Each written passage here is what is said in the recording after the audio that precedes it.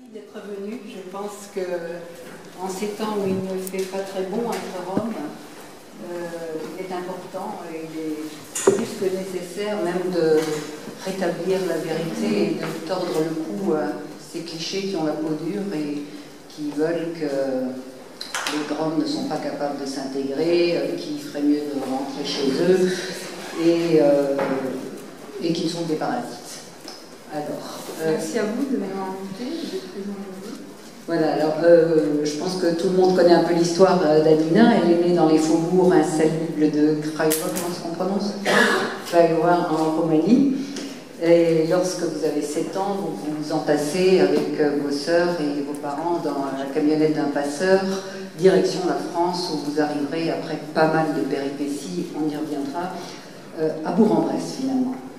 Et aujourd'hui, à 22 ans 23 ans, vous voulez plus que jamais devenir magistrate après des études brillantes de droit à Bourg-en-Bresse.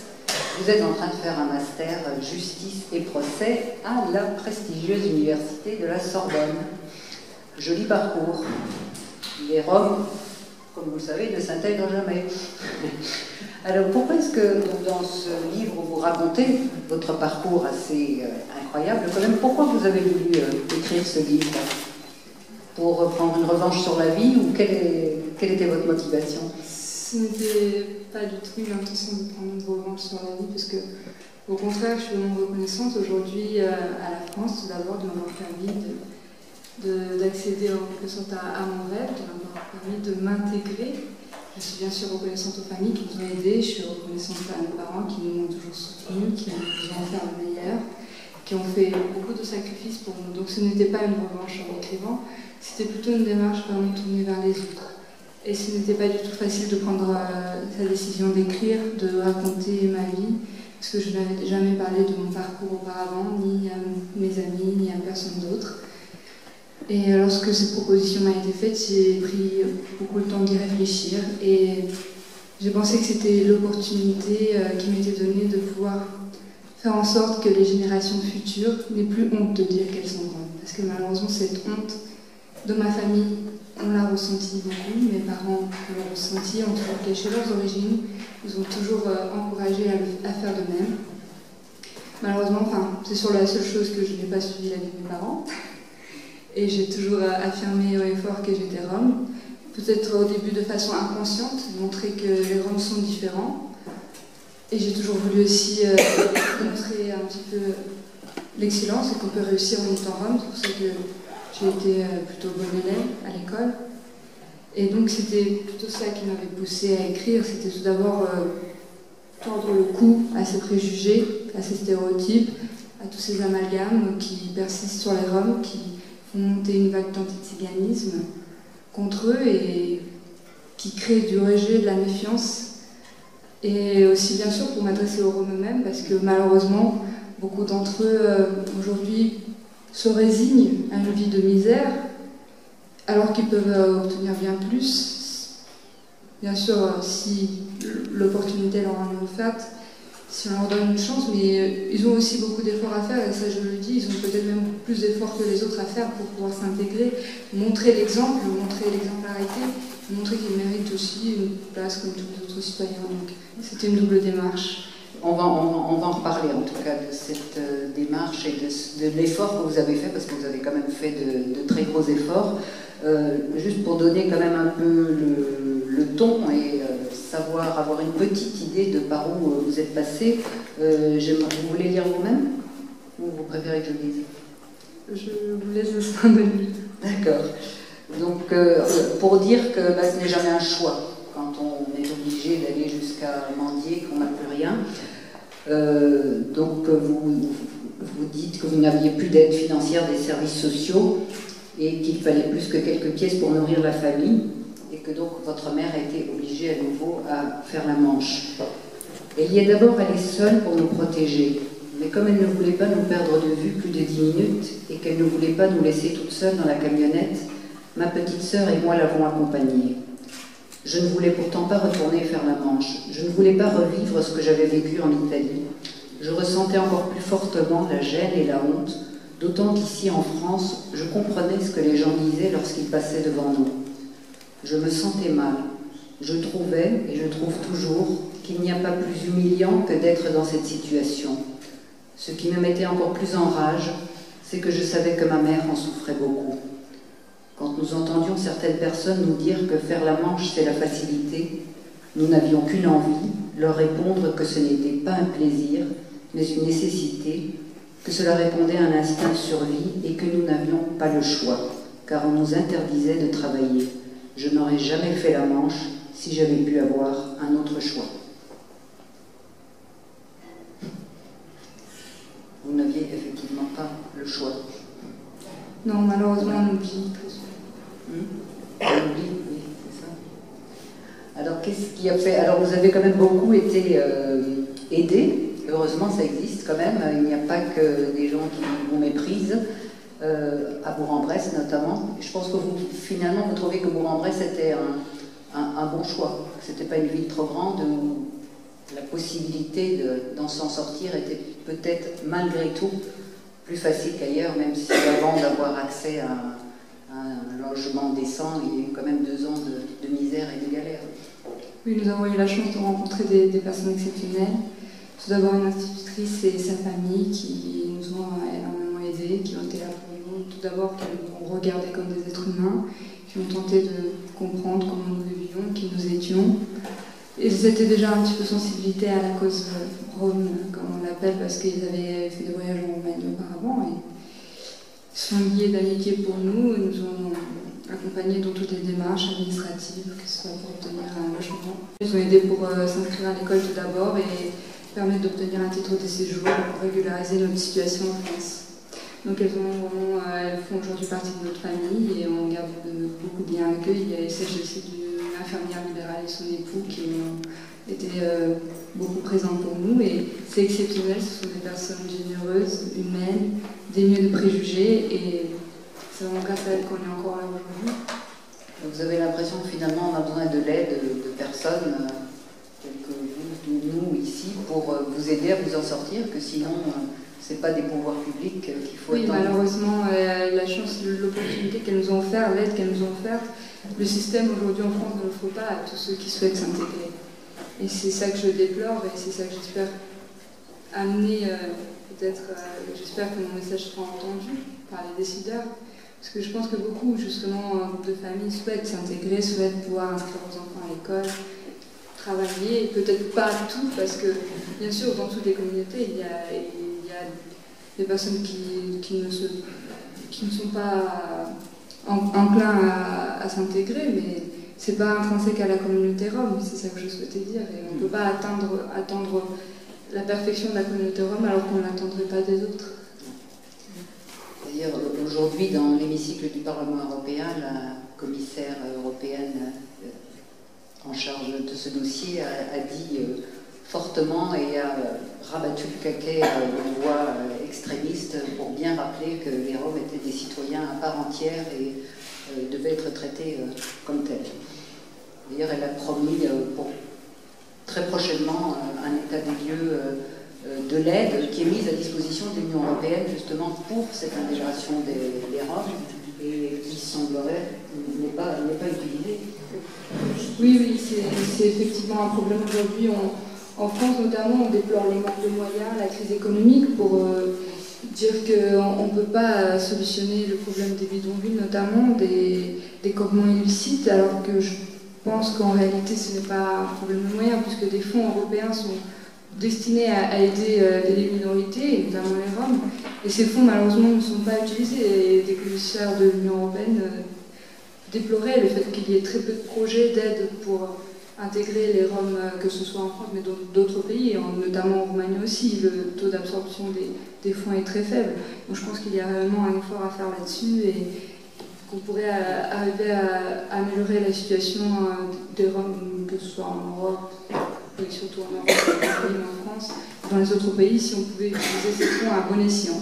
Est-ce que vous ne pensez pas justement que là, c'est les autorités municipales qui ont besoin d'être soutenues dans les démarches pour avoir accès déjà à l'exploitation de ces fonds en relais avec les associations le soutien, parce que c'est elles qui sont en première ligne la plupart du temps quand les Roms arrivent, et puis elles sont dépassées, et comme c'est toujours un sujet un peu sensible, surtout en période électorale, voilà.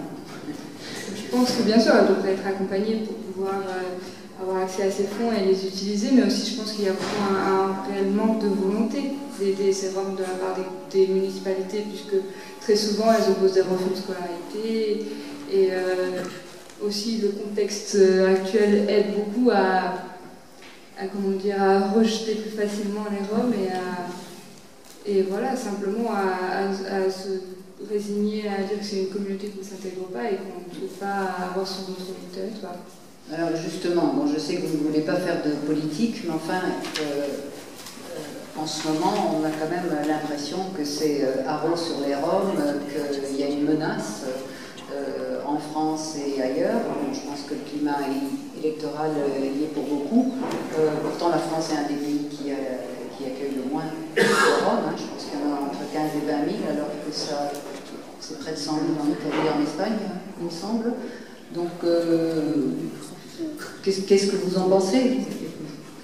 Et quand on entend dire qu'il est illusoire de penser qu'on va régler le problème Rome par l'insertion, je trouve que c'est à la fois c'est une insulte, enfin c'est considérer que vous êtes une exception et que jamais ça ne pourra être appliqué aux autres.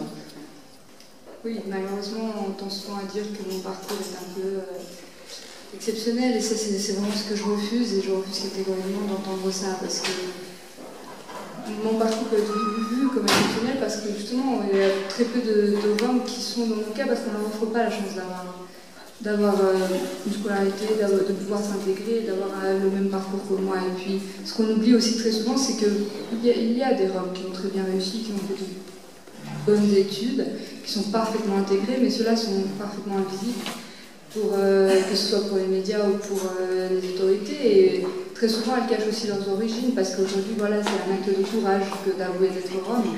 Donc ça aussi je trouve que c'est très dommage qu'on fasse de moi une exception, parce que c'est pas représentatif de la réalité.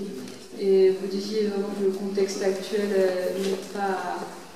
n'est pas favorable aux Roms, mais c'est très clairement vrai, et je trouve ça très dangereux, cette surenchère politico-médiatique en ce moment, parce qu'elle tend à stigmatiser les Roms, à faire d'une communauté dont on doit se méfier, dont on doit apparemment se débarrasser. Je pense que le problème devrait s'estomper de façon... Enfin, c'est pas de façon médiatique qu'on va régler les choses, il faut plutôt aller dans le concret et réfléchir vraiment au fond. Est-ce que c'est réellement un problème majeur aujourd'hui en France, 15 000 à 20 000 Roms? Je ne pense pas. Je pense que le chômage ou la crise de logement sont des projets plus préoccupants, mais malheureusement on arrive beaucoup moins à leur trouver des solutions aussi simples que celles de les renvoyer en Roumanie ou en Bulgarie. Donc voilà, je pense que cette surenchère ne sert vraiment pas à grand chose aujourd'hui, et que ce serait plutôt dans le concret qu'il faudrait agir, plutôt que d'avoir des affirmations totalement xénophobes et racistes à longueur de journée. D'autant que la politique du gouvernement, qui était définie l'an dernier dans une circulaire, justement, consistait à tout mettre en œuvre pour favoriser l'insertion par l'accès au logement, l'éducation, etc. Alors, quand on entend dire que les Roms ont vocation à retourner chez eux, c'est un peu en contradiction avec cette politique. Oui. Oui. C'est sans doute plus payant électoralement de dire ça et de les stigmatiser que de mettre en œuvre de véritables projets concrets. Peut-être, comme vous le dites, c'est bien plus facile, effectivement. Et vous avez raison de souligner que la politique qui avait été prise par le gouvernement est tout à fait favorable, si seulement elle avait été mise en œuvre, parce que la circulaire de d'août 2012 sur l'évacuation des corps illicites prévoyait vraiment les diagnostics sociaux, un relogement des familles, la scolarisation des enfants. Donc c'était vraiment sur le papier, c'était quelque chose de formidable. Et malheureusement, elle n'a pas été mise en œuvre. Et ça, le rapport des défenseurs des droits le souligne très bien. J'ai fait un stage de 4 mois chez défenseur des droits, donc j'ai eu l'occasion de regarder un petit peu ce qu'ils pensaient de tout ça. Et il le dit très bien. Et puis aussi sur la scolarisation des enfants, il y a eu un rapport aussi du défenseur des droits et d'autres institutions qui montrent que malheureusement, il me semble que c'était 30% des enfants sont scolarisés aujourd'hui en France. C'est très peu, c'est incompréhensible. Pourquoi on ne respecte pas ces actes de droit qui devraient être respectés aujourd'hui en France? Et je pense qu'on a eu notamment un certain épisode cet été qui montre clairement que c'est un refus de pouvoir, un refus de respecter ces règles parce qu'on considère que les Roms ne sont pas les bienvenus sur les communes françaises. Et vous avez l'impression que justement en témoignant pour tous les autres, comme vous le faites, c'est votre souci, hein, enfin c'est votre préoccupation en tout cas, ça aidera à changer un peu ce climat. Il va falloir quand même faire beaucoup de choses, quoi. Parce que vous le dites, en fait votre histoire a été révélée par un de vos amis qui est journaliste l'année dernière, je crois, en août 2012 aussi. Et après, ça fait boule de neige et donc ça fait beaucoup de buzz, comme on dit dans le métier. Donc vous avez été pas mal sollicité et présente dans la presse, mais vous dites « J'aurais toutefois préféré que l'on présente mon parcours de façon moins exceptionnelle. Pour moi, cela n'a rien d'exceptionnel qu'une Rome réussisse. Les Roms ont évidemment exactement les mêmes capacités que les autres êtres humains. Je dirais même qu'ils en ont plus du fait justement des difficultés de leur quotidien, des épreuves qu'ils ont eu à subir depuis des siècles. Cette dureté de vie qui a forgé leur caractère au fer rouge, qui leur donne ce courage, ce goût de l'effort, cette soif de réussir et de se dépasser. C'est ce qui les fait peut-être aussi autant aimer la vie, l'instant présent, car le futur est toujours incertain pour les Roms. » Il l'est toujours, ou vous voyez quand même une petite lueur d'amélioration? Et si oui, où? Alors, malheureusement, c'est pas une amélioration que je constate aujourd'hui, c'est plutôt une dégradation. Dans le contexte général, je dirais. Et c'est plutôt un racisme banalisé que je constate, et c'est une montée de l'antiziganisme que je constate, malheureusement. J'aurais aimé voir des progrès, j'aurais aimé voir des améliorations concrètes. Aujourd'hui, non, je ne les vois pas, mais je ne suis pas pour autant pessimiste, et je pense qu'une fois passées les élections, j'espère que la question s'apaisera sur le plan médiatique, en tout cas, et puis qu'on pourra vraiment trouver des solutions à ce qui paraît être un problème aujourd'hui. Je pense que ce n'est pas du tout insurmontable, il suffit de volonté, de personnes qui comprennent que les Roms ont exactement les mêmes droits que les autres citoyens européens, qu'elles sont des êtres humains avant tout et qu'elles méritent dignité et respect de leurs droits fondamentaux. Et bien sûr, et puis il y a, je tiens à souligner, même dans cette salle, des gens bienveillants, des gens qui ont compris tout cela depuis longtemps, qui se battent, qui travaillent notamment au Conseil de l'Europe et que je salue et que je remercie pour leur aide. Et bien sûr que les choses, ça ne peut pas être autrement, ça ne peut pas être autrement. Ça va s'apaiser et se régler. Nous voulons en croire. J'espère en tout cas. Alors vous avez un ardent désir de devenir magistrate. Comment est-ce que vous voyez cette future fonction que vous allez très vraisemblablement endosser? Alors j'ai une vision très idéaliste du magistrat. C'est bien. Oui, j'espère que la pratique, si je réussis à obtenir le concours, ne me donnera pas tort, mais c'était vraiment pour moi, le magistrat, c'est la figure de... La bouche de la loi. La bouche de la loi, exactement, la figure, la seule institution qui permet de rétablir la justice, l'égalité pour tous. Et voilà, c'est quelque chose ce à quoi je continue toujours à croire. Et j'aimerais vraiment pouvoir accéder à ces fonctions-là. Donc pour moi, ce serait, oui, l'occasion de rétablir la justice dont nous avons été privés, mais aussi beaucoup d'autres. Et ce ne serait pas une justice rome que je rendrais, mais une justice tout à fait impartiale et indépendante. En tout cas, je m'efforcerai d'être autant que possible impartiale et indépendante. Et vous dites que malgré tout, vous avez l'impression quand même que ce que vous avez subi, enfin, vous et votre communauté, quoi, peut-être influencerait dans votre inconscient ce que vous pourriez juger. Je pense que c'est inévitable. Inévitable, exactement. une autre personne va, enfin, c'est inévitable que la sphère personnelle influence la sphère professionnelle. Et ça, c'est pour tous les magistrats, pas seulement pour moi. Et l'inverse est aussi vrai. Le professionnel va influer sur la sphère personnelle. Et je pense que ce ne sera pas une mauvaise chose, justement, d'avoir eu ce parcours un peu atypique. Peut-être que tous les magistrats aujourd'hui n'ont pas eu le même. Je me rends compte très bien la différence de vie que j'ai eue avec mes camarades à l'université. Pour vous dire vrai, ma meilleure amie aujourd'hui à l'université, je l'ai rencontrée l'année dernière. C'est une fille que extrêmement intelligente, brillante, mais elle est héritière d'assaut, pour vous dire simplement. Donc voilà, ça résume bien tout ce que je veux dire. Et j'aime beaucoup justement avoir des amitiés avec des personnes qui n'ont pas du tout le même cadre de vie que moi, qu'on n'a pas les mêmes conceptions, mais c'est ça qui est enrichissant, c'est de pouvoir découvrir et de s'enrichir mutuellement, de découvrir la vie de l'autre. Donc oui, ce sera peut-être intéressant que je pourrais peut-être apporter quelque chose à l'institution et au métier de magistrat avec ma vision à moi.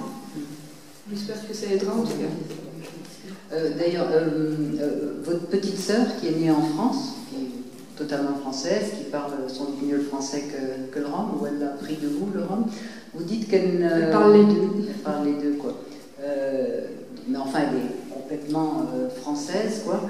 Et vous racontez dans le livre que malgré tout, quand même, à l'école, elle s'est faite un peu rejetée, quoi, du fait qu'elle était mate, qu'elle avait les longs cheveux noirs et qu'on l'a vite traitée de petite cigane. Que vos parents même ne lui ont pas raconté tout ce par quoi vous étiez passé.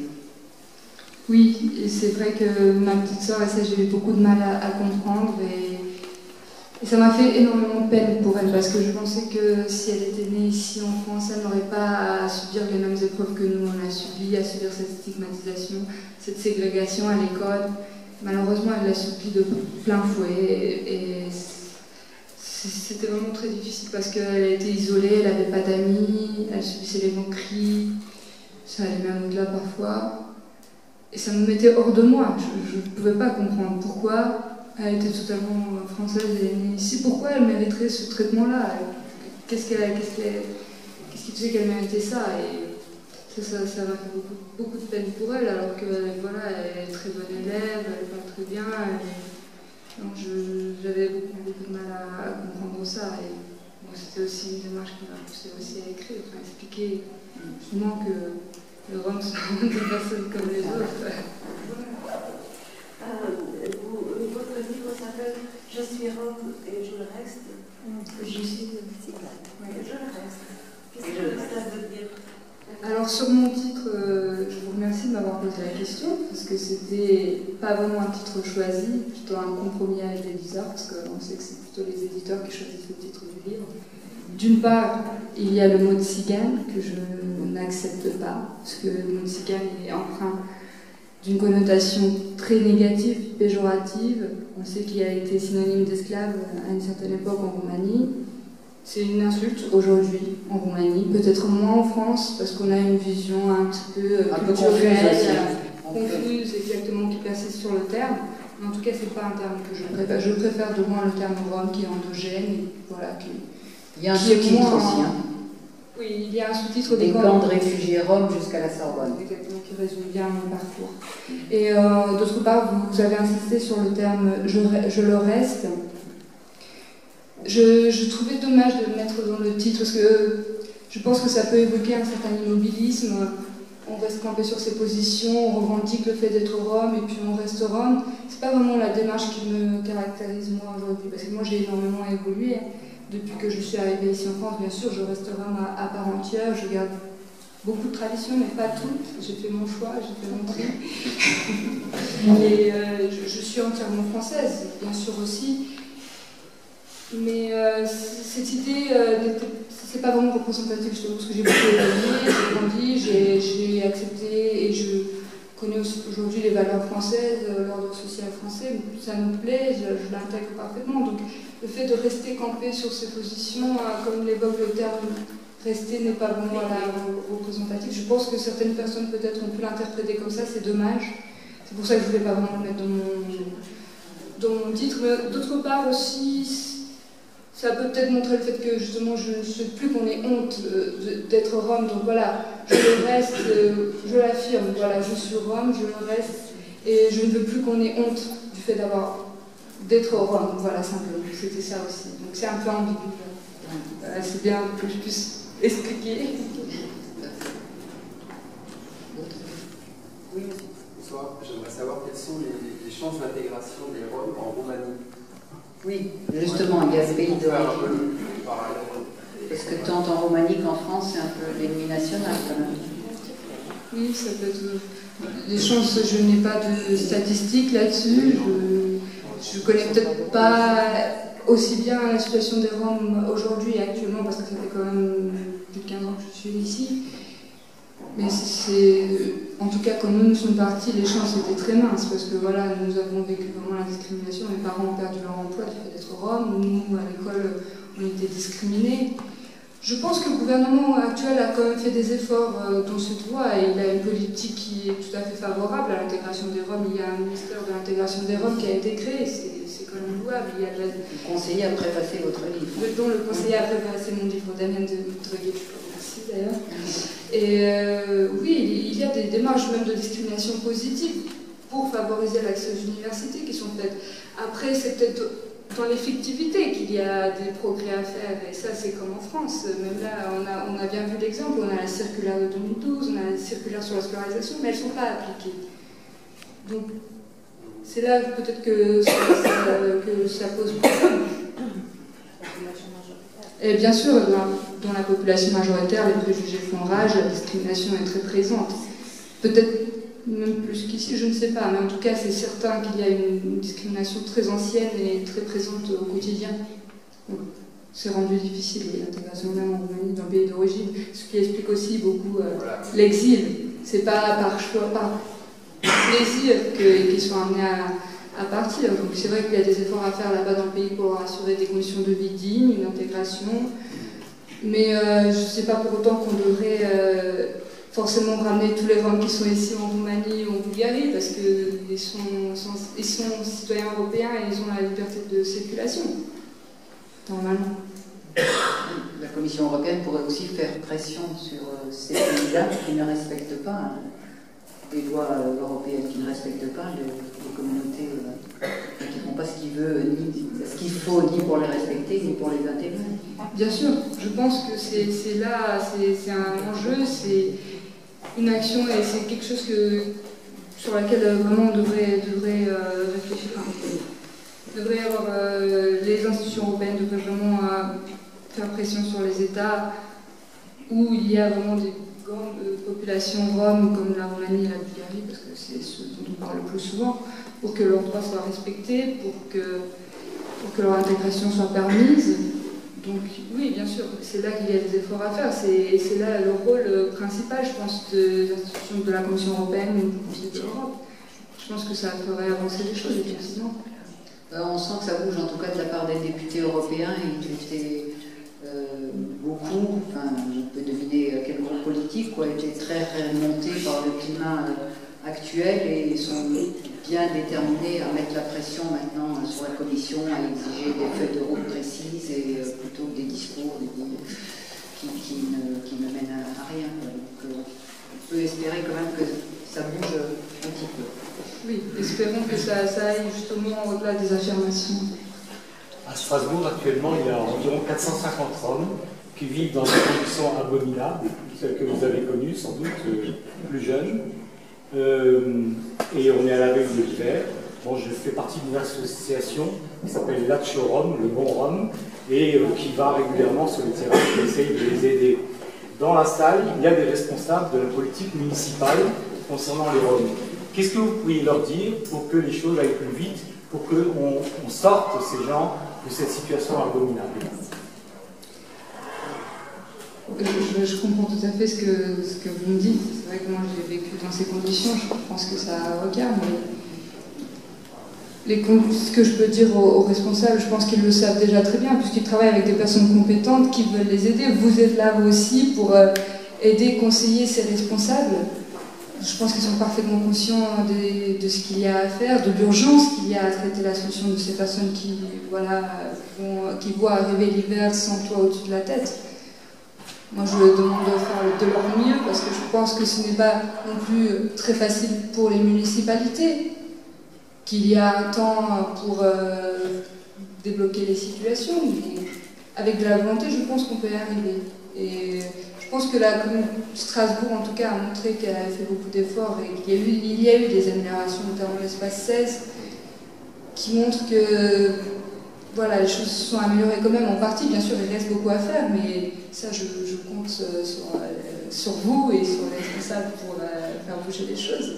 Ça se passe effectivement moins mal ici, dans le genre expulsion brutale par la police, que dans d'autres villes de France, ça c'est vrai.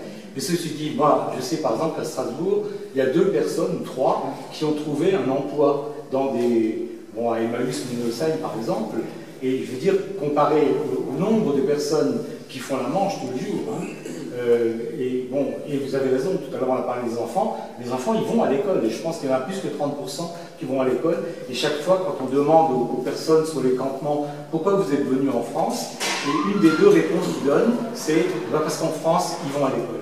Alors qu'en Roumanie, ce n'est pas le cas. Donc, mais tout de même, c'est très lent ce travail. Des villes qui sont confrontées effectivement à ces difficultés. Oui, c'est très lent. Oui, c'est peut-être très lent aussi à cause du contexte actuel, qui est dicté d'en haut. On peut dire ça comme ça. C'est très lent parce que, oui, comme on le disait, les municipalités ne sont peut-être pas accompagnées pour avoir accès aux fonds européens. C'est peut-être aussi ça qui bloque. Moi aussi, j'espère comme vous que les choses... s'accélère et je compte sur la volonté aussi des municipalités, mais peut-être que ce serait aussi au gouvernement de donner des directives à ces municipalités pour faire avancer les choses. C'est ma partie actuellement. Oui. Et comme vous dites, on va attendre les municipales. Espérons qu'il y a des choses dont ça faisait à faire. D'autres questions? Oui. Anila, bonsoir. Bonsoir. La dernière fois qu'on s'est vu, c'était 2 août à Auschwitz. Et je crois que tout le monde ne sait peut-être pas dans la salle ce qui s'est passé le 2 août 1944. Tout le monde ne sait peut-être pas dans cette salle ce qui s'est passé le 2 août 1944 à Auschwitz, et aussi des difficultés que nous avons, même au niveau européen, à faire reconnaître le génocide. Peut-être que tu peux en parler. Merci beaucoup de m'avoir donné l'occasion d'en parler, parce que c'est quelque chose qui me tient à cœur. Parce que j'ai eu l'occasion cet été, en août, de participer à un voyage qui a été organisé par un réseau du Conseil de l'Europe pour Ternipé. Et moi, je faisais partie de l'association La Voix des Roms, donc une délégation de la France qui est allée en Pologne, à Cracovie, pour participer au voyage de commémoration du génocide tzigane. Nous avons eu l'occasion d'aller visiter les camps d'Auschwitz et de Birkenau. Tu as été bouleversée. Et c'est vrai que j'étais bouleversée par ces visites, ça m'a énormément touchée. C'était vraiment très, très fort en émotion, mais c'est quelque chose que je n'oublierai pas et qui m'a fait prendre conscience que, d'une certaine façon, on connaît très mal ce qui s'est passé à cette époque. On nous disait que les Roms aussi ont été exterminés durant le génocide de la Seconde Guerre mondiale. On connaît très mal le nombre de victimes. Et puis on a beaucoup de mal à faire reconnaître ce génocide, à le commémorer de façon officielle. Et j'espère que l'année prochaine, ce sera une commémoration officielle qui sera faite à Cracovie pour les Roms autour du monument qui a été fleuri le 2 août. J'espère vraiment que ça avancera parce que je pense que c'est un devoir des mémoires qui s'impose aujourd'hui, surtout dans le contexte actuel, parce qu'on peut voir jusqu'où peuvent aller les choses, jusqu'où ça peut dériver toute cette vague d'antiziganisme, tout ce discours xénophobe. C'est très important d'en avoir conscience et finalement on se rend compte que même si là on est 50 ans, 60 ans plus tard, les choses finalement peuvent dériver de cette façon-là et l'histoire peut se répéter. Il y a un risque que l'histoire se répète et ça m'a fait, j'en ai pris conscience et ça m'a fait terriblement peur. Donc ce serait important qu'on revienne aussi un petit peu en arrière et qu'on prenne des leçons du passé Aujourd'hui, il semble qu'on ait un peu la mémoire courte, c'est dommage. Si on remonte encore à quelques siècles en arrière, c'est...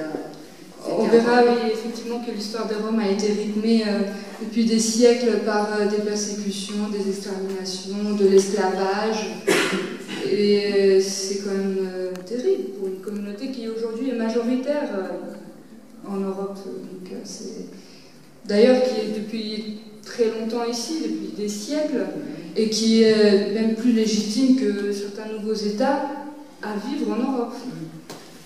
Oui, Jacques, il y avait une question, je crois. Oui, bonsoir. Une question beaucoup plus terre à terre, mais en vous voyant ici, j'avais une scène il y a quelques mois ici, c'était le ministre de l'Intérieur, M. Valls, qui occupait votre fauteuil. Et donc je me suis dit, mais est-ce que vous vous êtes déjà rencontrés et qu'est-ce que vous pensez de lui? Elle m'a dit qu'elle ne voulait pas parler politique. Moi, je ne suis pas une représentante politique, donc c'est vrai que la politique, c'est pas vraiment mon domaine. Moi, je suis plutôt juriste. Et pour l'instant, je n'ambitionne pas de devenir politicienne, mais je n'ai pas eu l'occasion de rencontrer M. Valls. J'ai pu rencontrer l'un de ses conseillers diplomatiques, qui m'avait invité à l'occasion de la parution de mon livre, qui avait été touché par mon histoire, qui m'a félicité pour mon parcours, qui m'a décrit certaines difficultés actuelles à intégrer les Roms, ce à quoi j'ai pu lui répondre que j'étais un exemple, que c'était possible. Mais c'est pas aller très loin non plus dans la discussion, dans le débat, ce n'était pas l'objectif vraiment de l'entretien. Enfin, c'est clair, je pense, par ce que je dis, par ce que je fais, et par mon engagement, que je ne suis pas d'accord avec le fait qu'on dise que les Roms ne sont pas voués à s'intégrer, qu'ils sont voués à retourner en Roumanie, en Bulgarie, voilà. Tout simplement, je ne n'ai pas à juger après au-delà. Et voilà, je m'exprime simplement en tant que citoyenne française et Rome à la fois. Et je trouve que c'est bien dommage qu'on se focalise sur les Roms aujourd'hui avec des visées politiciennes. C'est terriblement dommage. Je pense qu'on perd beaucoup des valeurs républicaines françaises, des valeurs démocratiques françaises. Et ça me fait peur quand je vois tout ce qui se passe en ce moment. Voilà, je voudrais vraiment... C'est pour ça que j'accepte aussi de prendre la parole, même si je la prends très souvent à contre-corps. En ce moment, ça a été très dense. Prendre la parole et aller un petit peu contre-vent et marrer, parce que j'ai l'impression que, déjà, d'une part, les Roms qui s'expriment aujourd'hui dans les médias sont très rares. Et bon, les autres, ce sont surtout des responsables associatifs qui s'expriment. C'est aussi, des fois on peut se demander, parce qu'on demande à des journalistes de parler des Roms, on ne voit pas trop la légitimité de tout ça, on ne comprend pas, mais voilà, il faut qu'il y ait un discours contraire à tout ce qui se dit en ce moment, et c'est pour ça que j'accepte aussi de prendre la parole. C'est pour ça qu'on vous a invité, hein, parce que nous aussi, on est un peu inquiets du climat actuel et on voudrait bien, comme je l'ai dit au début du débat, tordre le cou à ces contre-vérités, parce que ça aussi, il faut les démonter. Il ne suffit pas de s'indigner, il faut démontrer que c'est faux. Oui. Bonsoir Anina. J'ai une petite question. Est-ce que d'abord je veux vous féliciter puisque vous êtes une jeune femme les pieds sur terre et c'est à votre honneur tout ça. Mais j'ai une petite question. Donc vous donnez beaucoup d'interviews, vous parlez beaucoup en ce moment, c'est vrai, vous êtes super médiatisé. Vous tenez bien le choc et ça c'est bien. Mais ma petite question concerne justement les terrains où il y a des personnes roms de Roumanie. Est-ce que vous envisagez aller leur parler comme ici ce soir? Je l'ai fait. Vous l'avez déjà fait? Je l'ai fait à Paris. Bien sûr que je suis allée les voir. Si et puis ici aussi, je suis allée en compagnie d'Alina, à Aurora, une personne qui travaille pour les Roms aussi. Je suis allée leur parler, je leur raconte mon histoire, je les encourage le plus que possible à envoyer leurs enfants à l'école, à tenir bon, de leur donner des conseils. Bien sûr que je le fais, et à chaque fois que je passe à côté d'une femme qui fait la manche, je lui parle. Et je le fais, c'est un instant, c'est normal, ça me touche énormément de voir ces personnes qui vivent dans les communautés. Je vais voir ces camps et personnellement ça me fait beaucoup de mal, parce que j'ai beaucoup de mal encore avec ça et à voir les personnes qui vivent dans cette misère-là. Mais si peut-être ça peut leur donner un peu de courage. C'est intéressant. La dernière fois que j'ai eu une rencontre intéressante de ce genre, c'était à la Roma Pride, c'était dimanche dernier à Paris, il y a eu un événement auquel j'étais présente. Et à la fin de cet événement, nous étions avec des amis qui aussi sont engagés avec moi, pas tous des Roms, aussi des gadgets, comme on dit chez nous.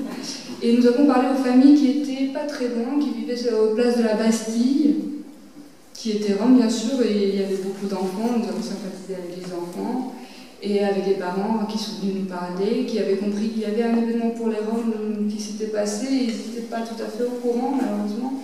Donc on a pu leur expliquer, on a pu parler, ils m'ont dit qu'ils avaient obtenu un logement, un hôtel d'urgence pour quelques mois, et la volonté, ce qu'il voulait me dire, cet homme-là, c'était que lui, il voulait travailler, et qu'il pourrait accepter n'importe quelle offre d'emploi qu'on lui proposait, c'était qu'il souhaitait travailler. Ses enfants étaient à l'école, lui, il était obligé de faire la manche pour vivre.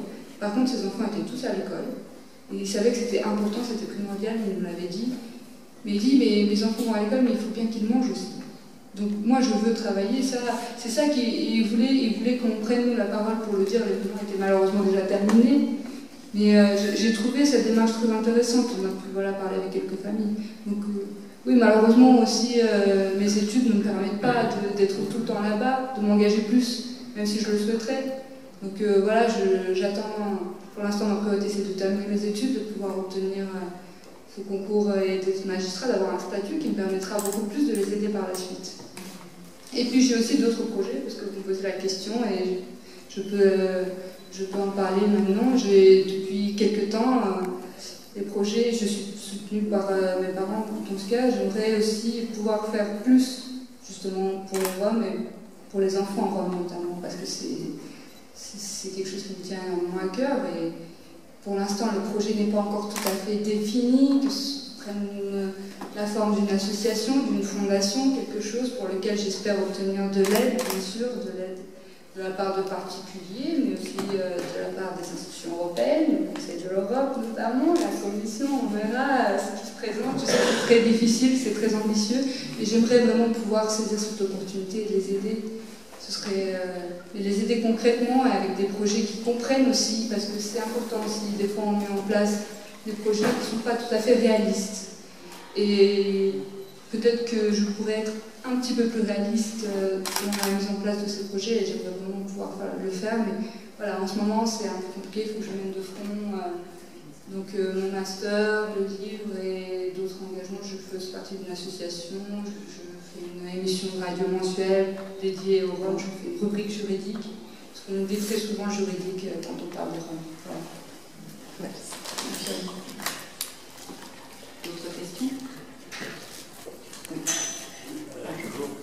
J'ai un petit problème pour la définition des Roms, des Manouches, etc.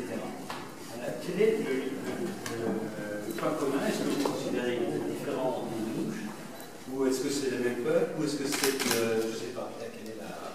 Vous voyez, je sais pas. Je comprends tout à fait, il y a beaucoup de problèmes aujourd'hui, de confusion, d'amalgame. On arrive très mal à définir les Roms, les Tziganes, les Manouches, les Gitans.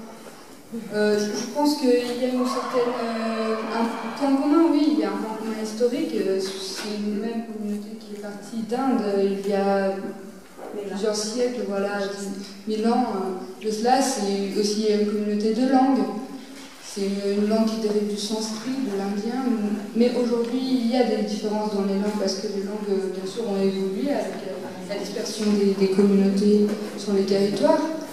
Il y a quand même une certaine ressemblance entre elles, il y a une communauté de tradition, de culture, mais bien sûr, tout ça au fil du temps, c'est amené, on va dire, affaibli, cette ressemblance.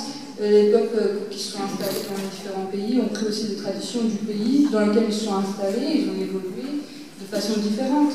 Vous disiez si on se considère différent des Manouches, dans une certaine mesure, mais on connaît quand même le fait d'être Rome et on a une langue quand même assez proche parfois qui nous permet de communiquer et de comprendre la conception de l'autre. Donc, je vais juste... Oui. Bon. J'espérais que mon collègue le Caliquet du Conseil de l'Europe soit là ce soir. Je prends juste la parole par rapport à la terminologie, parce qu'au Conseil de l'Europe, on raconte souvent cette problématique de la terminologie. Il faut aussi dire, Anine, elle est fière, elle va utiliser le terme Rome, qui veut dire, dans la langue romanie, homme, être humain. Mais il faut aussi reconnaître que ce peuple qui est parti il y a 1000 ans du nord de l'Inde, et qui a eu 3 vagues de migration, et a quand même évolué dans le pays où ils ont adopté une autre langue aussi. Il y a aussi des Roms qui ne parlent plus le romani, mais aussi d'autres, ou les Sinti par exemple, mais aussi on raconte aussi des variantes de langue romanie. C'est pas forcément, ils ne communiquent pas tous facilement, mais il y a quand même quelques racines communes. Il faut aussi reconnaître que les Roms, on a une petite responsabilité, le Conseil de l'Europe, sur la terminologie Rome. Si vous regardez un peu sur le site internet ou si vous prenez notre glossaire, vous verrez qu'il y a un petit, c'est ce qu'on appelle footnote, où on explique que les gens de voyage, c'est un terme administratif en France. Bon, il y a quand même beaucoup de connaisseurs dans cette langue, dans cette salle. Donc tout le monde sait que c'est un terme administratif utilisé en France, mais les Calais, les Sinto, les Manous, ils font partie tous du même peuple qui est parti il y a 1000 ans Donc, il faut pas. Il y a d'autres qui se reconnaissent comme Roms. Il y a, par exemple, si on utilise la terminologie tzigane dans les Balkans, c'est aussi. Ils sont français. Par contre, tzigane, gitan en Espagne, c'est tout à fait acceptable. Voilà, juste pour la petite explication. On peut prendre encore, bon, je vois 2 questions, après il faut qu'on s'arrête, mais Anina parlera encore avec vous, elle va signer son livre pour ceux qui souhaitent l'acquérir. Oui, monsieur. Je voudrais rebondir un peu sur ce qui a été dit ou demandé par le monsieur. Bon, ça fait plus de 40 ans que je vais régulièrement en Roumanie, il m'arrive un peu de connaître un peu la Roumanie, un peu l'histoire des Roms, l'esclavage, tout ça, pas précisément, mais j'en ai conscience. Et donc, ce que je voudrais, moi, poser comme question ou comme suggestion, en France, la première chose, il faudrait déjà effectivement expliquer ce que c'est les Roms, expliquer leurs conditions de vie en Roumanie, et la troisième grande chose, c'est de présenter la Roumanie. C'est quoi la Roumanie? Parce qu'actuellement, la Roumanie, c'est Rome, point barre. Avec mon épouse, régulièrement, on présente la Roumanie. Je suis un peu photographe, j'ai des diaporamas numériques. À chaque fois, à la fin du diaporama, qui dure à peu près 1 heure, il y a des gens qui demandent « c'est ça la Roumanie ?» Alors, je ne sais pas. Bon, je leur présentais monastère, bon, Craiova, je ne connais pas trop, mais sinon, Maramuresh, la Dobroja, enfin, les monastères de Moldavie, un peu tout, quoi. L'histoire des Roms, j'en parle, mais je sais que c'est toujours un peu délicat, surtout quand il y a des Roumains. Non, surtout quand il y a des Roumains dans la salle. Ça, on est. Donc, moi, j'aimerais bien que, et peut-être aussi au niveau du Conseil de l'Europe, le site internet c'est bien beau, mais faire des petites éditions, peut-être pour les gens moins informés des institutions, qui présentent un peu ce que c'est les Roms, leurs conditions de vie en Roumanie, pourquoi effectivement là-bas il y a la grosse discrimination, et après qu'on présente un peu la Roumanie, et là je donne un petit coup de pied à la Roumanie qui elle-même n'arrive pas à se présenter. Le pays a du mal à se vendre, alors que touristiquement, architecturalement, culturellement, il y a un gros patrimoine et qui mériterait d'être connu. Oui, je suis tout à fait d'accord. La Roumanie a été formée, elle a beaucoup évolué dans sa forme. Il y a des provinces qui ont disparu, d'autres qui ont été rajoutées. Il y a aussi les projets des spécialement aussi. Où les Roms étaient mal vus. Mal vus, c'est un effet. Oui. Oui, je suis tout à fait d'accord. Il y a beaucoup de méconnaissances aujourd'hui et c'est l'un des problèmes, c'est l'un des facteurs qui explique tout ce qui se passe en ce moment. Et c'était aussi l'une de mes démarches en écrivant, de faire connaître un petit peu ma communauté, sa culture, ses traditions. La beauté aussi, hein, vous parlez de votre pays aussi. Hein. Je parle de la Roumanie qui est mon pays aussi, bien sûr. Que vous aimez d'ailleurs. Que j'aime, bien sûr, mais peut-être pas en... Oui. J'ai beaucoup vécu en France, en Roumanie, mais ça reste mon pays, bien sûr, et je continue à garder des liens avec la Roumanie, surtout à travers ma famille.